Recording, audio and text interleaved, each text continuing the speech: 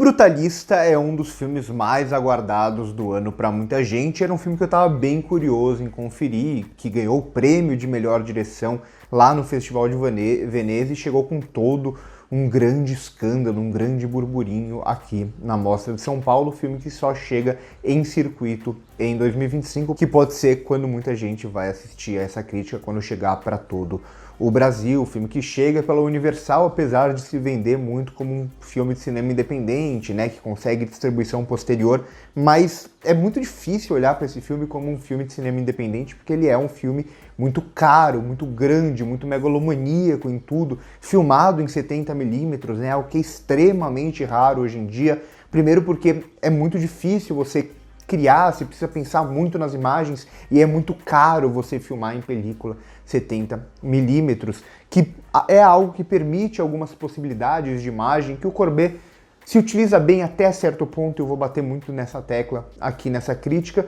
mas que é justamente esse filme muito pomposo, muito grandioso, muito construído para a imagem e para o som ser super cinema, digamos assim, né? Então ele chega com todo esse hype e, assim, isso nunca me pega muito, né? Pra mim não importa se eu tô aguardando ou não o filme, se eu tô com hype ou não do filme, importa assistir ao filme e trazer aqui justamente o que eu percebo, o que eu sei e o que eu sinto, né? Eu sempre falo que a crítica, ela não é algo que a gente simplesmente olha analiticamente distanciado, porque um filme é feito para tocar a gente também, enquanto público, enquanto crítico. Então a gente nunca pode excluir o que esse filme vai extrair em sentimentos.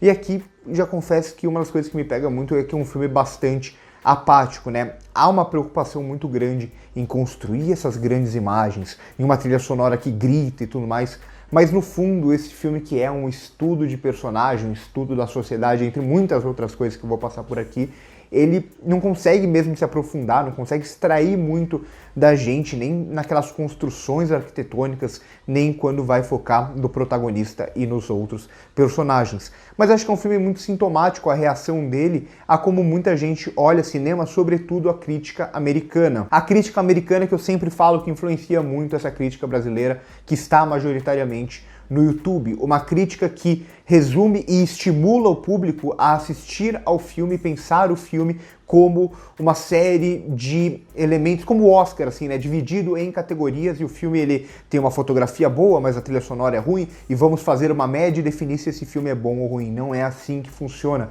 A gente assiste aos filmes e a gente tem que debater os filmes em seu conjunto. Aqui o filme do Courbet ele vai ser extremamente reconhecido no Oscar. Por quê? Porque o Oscar é justamente uma premiação que vai estimular muito da dificuldade de se fazer cada uma dessas áreas. E aqui não é culpa do diretor de fotografia, não é culpa de quem compôs a trilha sonora, porque eles seguem muito a proposta da direção e eles são bem feitos, né? Uma trilha sonora bem feita, uma fotografia bem feita a partir da visão da direção. O problema está em como o Courbet tenta conceber tudo isso. Aqui, como eu disse, ele é um filme que acha que ele é muito ambicioso em algum sentido, né? Parece que ele busca um cinema de prestígio. É uma falsa cinebiografia aqui sobre esse homem que foge da Segunda Guerra Mundial para os Estados Unidos, e aí o filme ele vai debater muitos temas, vai falar sobre o sonho americano frustrado, isso já desde a abertura, né, a farsa, né, do sonho americano, quando ele chega ali nos Estados Unidos e logo de cara ele demonstra a Estátua da Liberdade torta. Vai falar muito sobre a questão dos judeus. É um filme abertamente sionista, né, o que é extremamente problemático, mas assim, tem tantas coisas problemáticas nesse filme que o fato dele ser sionista, e abertamente sionista mesmo, ele diz isso acaba até ficando um pouco secundário aqui na minha crítica. Ele vai tentar ser um estudo de personagem sobre esse homem, vai tentar falar sobre brutalismo, né, de alguma forma metafórica para abordar essa personalidade. Ele vai ser uma espécie de cinebiografia, mas uma falsa cinebiografia. Falsa no sentido de que existiu alguém com esse nome, mas não tem nada a ver com esse personagem retratado, assim, é completamente diferente. Mais ou menos ao estilo de Tar, né, que muita gente foi procurar se a personagem era real ou não. Acredito que aqui vai acontecer a mesma coisa, porque o filme ele trata tudo isso como uma cinebiografia, o que fica ainda mais claro no epílogo, que é aquele epílogo para arrematar tudo, fechar tudo, responder todas as perguntas e meio que homenagear aquele homem que na verdade nunca existiu. O fato de ser uma falsa cinebiografia aqui também é um grande problema, porque muitas coisas que acontecem no filme só seriam justificadas dissesse, olha, mas isso aconteceu na vida real, então a gente relevaria e seria justificado. Como uma cena de estupro aqui, que é uma das coisas mais pavorosas que eu já vi na minha vida, não só de chocar, porque é uma cena que quer chocar a todo instante, mas assim, é uma cena que não diz muita coisa ou que simplesmente só quer reforçar o que já está, o tema que já está reforçado durante todo o longa, de como essas pessoas, esses imigrantes, que é mais um tema, né, falar sobre a imigração aqui, como esses imigrantes são mal recebidos, são mal vistos ali nos Estados Unidos, são explorados por aqueles magnatas, mesmo aqueles magnatas que se dizem democratas, mas que não concebem essas pessoas que vêm de fora. Então é um filme extremamente ambicioso nesse sentido de imagem filmada em 70mm, trilha sonora que grita, tudo tem que ser grandioso, grandes planos abertos, tem imagens muito bonitas, a trilha sonora, ela, à parte, ela seria muito legal, mas quando o Courbet tenta conceber esse todo, esse filme é um filme extremamente vazio para um filme que quer falar sobre tanta coisa. E claro, aqui tem esse lance dele querer ser um grande épico, né? Ele gritar que ele quer ser um épico e dividir em partes, que a primeira parte ela ainda funciona até que bem pra mim, né? Porque ela instiga, a gente vai acompanhar apenas esse homem, a gente quer saber até onde vai essa narrativa de ascensão e queda desse homem megalomaníaco. O filme, até como ele olha pro personagem do Adrien Brody, que pra mim quem melhor funciona no filme, né? É a melhor atuação, eu não gosto do Guy Pearce aqui no filme, extremamente caricato, assim como a Felicity Jones também fica muito resumida a uma coisa só a personagem. O Adrien Brody, ele ainda tem alguma substância, ele consegue trabalhar bem esse personagem, porque o filme é onde tem alguma coisa, tem alguma ambiguidade em como o Courbet olha para esse personagem. Olha para o personagem ao mesmo tempo o amando, o idolatrando como esse grande artista que chega nos Estados Unidos e lá ele é jogado na sarjeta, lá ele não tem reconhecimento e quando ele vai ter o reconhecimento ele vai ser explorado para isso, mas ao mesmo tempo o odeia de alguma forma, né? E aí eu lembro também que tem toda a questão das drogas aqui que o filme quer trabalhar, que é mais uma coisa. O filme o odeia tem como o exibe muitas vezes, né? O exibe sempre ali na sarjeta de alguma forma, como um viciado, porque o filme quer falar da crise dos opioides como mais um tema que não leva-se muito para frente, não é muito explorado.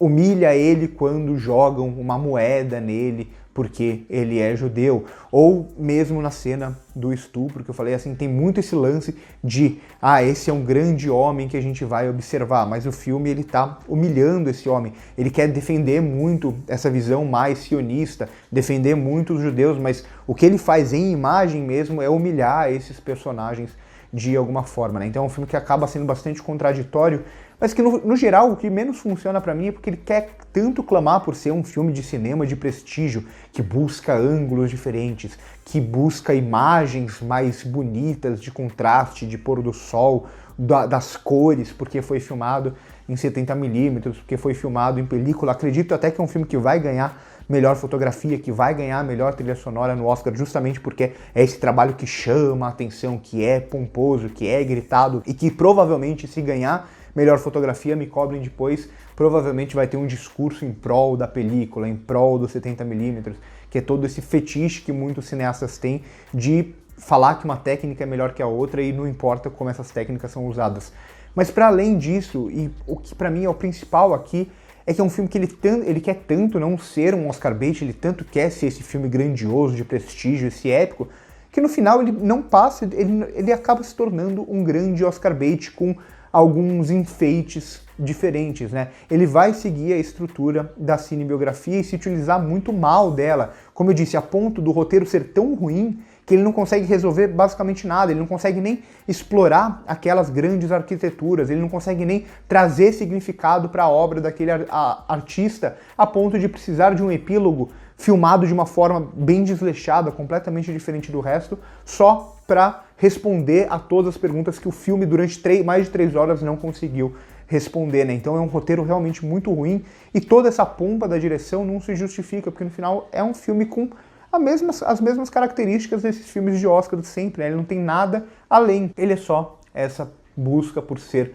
melhor, por ser mais cinema, por ser mais arte porque a trilha sonora é dessa forma, os créditos iniciais são feitos dessa forma, ele filma a Estátua da Liberdade de uma forma diferente para falar sobre a falsidade do sonho americano, entre muitas outras coisas, é filmado em película, mas no geral, se você tira essa ideia de um enfeite apenas, se você vai buscar o que essa imagem está querendo dizer, o que ela está gerando de sensações na gente, o que essa trilha sonora que quer gritar pelo épico gera na gente ou cria em atmosfera, não cria nada, porque é um filme apático, é um filme extremamente apático, sobretudo a partir da segunda metade, sobretudo a partir da personagem da Felicity Jones, que, assim, coitada da Felicity Jones, né? Ela é vendida pelo filme até em discurso, até em frases, dizendo que ela é essa grande mulher por trás desse homem.